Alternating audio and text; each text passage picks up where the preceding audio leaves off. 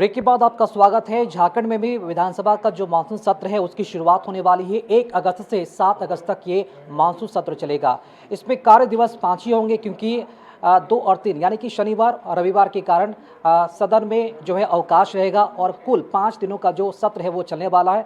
और इस सत्र में कई महत्वपूर्ण मुद्दे उठाए जाएंगे, ज्वलंत मुद्दे होंगे। और इस सत्र को लेकर जो स्पीकर है रविंद्र नाथ महतो, उन्होंने भी कहा है कि उम्मीद जताई जा रही है कि स्थिरता और शांति के साथ इस सत्र को चलाया जाएगा। बयान आप भी सुनिए स्पीकर रविंद्र नाथ महतो का। सम्मिलित होगा कि आज हम नहीं कर सकते हैं, सत्र के अंत में आपको बताएंगे। ये एक बहुत ही अच्छे सत्र के रूप में स्थापित होगा। विपक्ष कह रहा है कि अपील रहेगी कि वक्त कम है। कुछ नहीं, विपक्ष के पास, विपक्ष और पक्ष दोनों के पास अपील रहेगी कि जो सत्र में जो समय दिया गया है उसका सदुपयोग करें सब अपना अपना। विपक्ष कह रहा है तो ठीक है, छोटा, लेकिन छोटा होने के बावजूद भी जो भी कार्य दिवस और जो भी समय उपलब्ध होगा उसका सार्थक इस्तेमाल करना पड़ेगा। और इसी खबर पर अधिक जानकारी देने के लिए हमारे साथ रांची से संवाददाता विशाल इस वक्त हमारे साथ फोन लाइन से जुड़ चुके हैं। विशाल, झारखंड में 5 दिनों का जो मानसून सत्र है उसकी शुरुआत 1 अगस्त से होने जा रही है। स्पीकर रविंद्रनाथ का बयान आया है कि ये सत्र स्थिरता और शांति से गुजरेगा, लेकिन क्या लगता है कि ऐसा होगा? किन किन मुद्दों को उठाया जाएगा इस बार के सत्र में? सत्ता पक्ष विपक्ष किस तरह तैयार है और मुद्दे इस बार क्या क्या होंगे इस सत्र में? बिल्कुल, देखिए 1 अगस्त से झारखंड विधानसभा मानसून सत्र का आगाज होने वाला है और 5 कार्य दिवस होंगे इस मानसून विधानसभा के सत्र में। सबसे बड़ी बात है कि अभी से जो विपक्षी पार्टियां हैं तैयारियां शुरू कर रही है। वहीं सत्ता पक्ष की बात करें तो जो विपक्ष का मामला होगा उस पर कैसा घेराबंदी किया जाए, विपक्ष को जवाब दिया जाए, इसे लेकर तैयारियां की जा रही है। देखिए 2, 3, 4 विषय हैं जिस पर विपक्ष चाह रही है कि सरकार को घेरा जाए। पहला है रोजगार का मुद्दा। दूसरा जो सबसे बड़ा मुद्दा है वह यह मुद्दा है कि नगर निकाय का जो चुनाव है कई वर्षों से लटका हुआ है और इसे लेकर हाल ही में जो राज्य पिछड़ा आयोग का अध्यक्ष भी बनाया गया है। लेकिन देखिए जो विपक्ष की ओर से कहा जा रहा है कि नगर निकाय चुनाव यह राज्य सरकार इसलिए नहीं करवाना चाहती ताकि यह सरकार नहीं चाहती है कि जो पावर का डिसेंट्रलाइजेशन हो। दूसरा जो सबसे बड़ा मुद्दा वह यह है कि राज्य में जिस प्रकार से मुख्यमंत्री हेमंत सोरेन ने वादा किया था कि हम लोग युवाओं को रोजगार देंगे, जो स्वास्थ्य व्यवस्था है उसको सुदृढ़ करेंगे, साथ ही साथ जो परिवहन व्यवस्था है राज्य में उसको सुदृढ़ करेंगे, लेकिन देखिए इस पर काम नहीं हुआ है, ऐसा विपक्ष का कहना है। तो देखिए जो तमाम सारे मुद्दे हैं जिसे लेकर जो विपक्ष है रणनीति बना रही है। वहीं अगर हम सत्ता पक्ष की माने तो मुख्यमंत्री हेमंत सोरेन ने जिस प्रकार से पुराने विधेयक जो पास किए, चाहे ओबीसी को 27% आरक्षण देने वाला विधेयक हो या सरना धर्म कोड की बात हो, तो देखिए इन सब विषयों को लेकर राज्य सरकार तैयारी की जा रही है। जल्दी सत्ता पक्ष के विधायकों की बैठक होगी, वहीं विपक्ष के विधायकों की भी बैठक होगी। लेकिन कुल मिलाकर देखा जाए जो कि विधानसभा के अध्यक्ष हैं रविंद्र नाथ महतो, उनका कहना है कि मैं सर्वदलीय से अपील करूंगा कि शांतिपूर्ण तरीके से यह विधानसभा सत्र चले।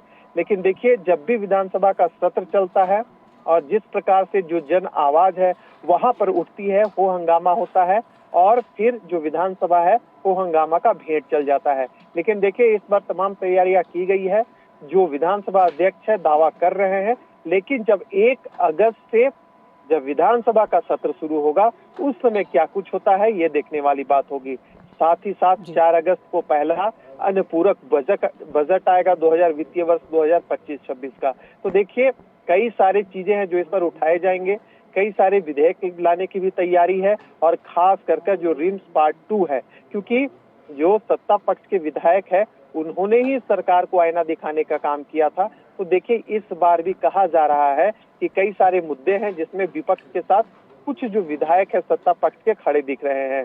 कल ही जो दीपिका पांडे है राज्य में मंत्री है, लेकिन उन्होंने भी पेयजल विभाग के खिलाफ धरना में बैठने का काम किया था और इस जो मुद्दा है इस मुद्दे को विपक्ष ने पकड़ा है और इस मुद्दे को भी कहीं ना कहीं उठाने का काम करेगी। जिस प्रकार से विपक्ष कहती आ रही थी कि जो राज्य सरकार है भ्रष्टाचार इस राज्य सरकार में व्याप्त है, काम नहीं हो रहा है। तो देखिए ये जो तमाम बिंदुएं हैं इस पर चर्चा होगी। लेकिन देखिए दूसरी ओर ये भी बात है कि राज्य के मुख्यमंत्री के जो पिता है वह दिल्ली में भर्ती है, इस कारण वह दिल्ली में अभी डटे हुए हैं।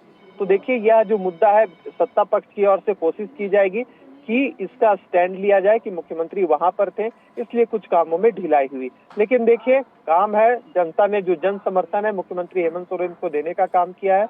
और हमने अक्सर देखा भी है कि जब विधानसभा का सत्र चलता है, जब गैर सरकारी संकल्प लाया जाता है, तो मुख्यमंत्री हेमंत सोरेन की ओर से वह तमाम विषयों को रखा जाता है जिससे विपक्ष को मिर्ची लगे। तो देखिए, उम्मीद कीजिए 5 कार्य दिवस है, अंतिम दिन कई सारे गैर सरकारी संकल्प भी आने हैं। लेकिन देखिए, 2-3 बातें और है। मैं 2-3 विधायकों से बात कर रहा था, वह जो विपक्ष के विधायक हैं, देखिए उनका कहना था कि जो प्रश्न पिछले विधानसभा सत्र में हमने लाया था उसका उत्तर अब तक नहीं मिल पाया है। वहीं जो सचिव हैं विधानसभा के, उनसे भी हमने बातचीत की थी, तो उन्होंने कहा था कि देखिए, जो अटकलें हैं उसे दूर करने का प्रयास जो प्रशासनिक अधिकारी होते हैं उनका होता है, क्योंकि अध्यक्ष की ओर से हमें दिशा निर्देश दिया जाता है।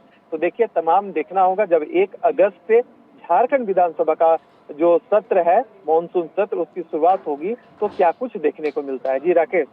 जी चलिए, बहुत शुक्रिया विशाल, खबर पर अधिक जानकारी देने के लिए आपका। तो मुद्दे कई सारे हैं, ज्वलंत मुद्दे हैं और कई सारी ऐसी चर्चाएं भी होनी है सत्ता पक्ष और विपक्ष के बीच। सत्ता पक्ष की अपने अलग दावे हैं, विपक्ष की अलग तैयारियां। देखना होगा कि सत्र में जो मुद्दे उठाए जाते हैं उन पर सार्थक बहस हो पाती है या फिर हंगामा होता है।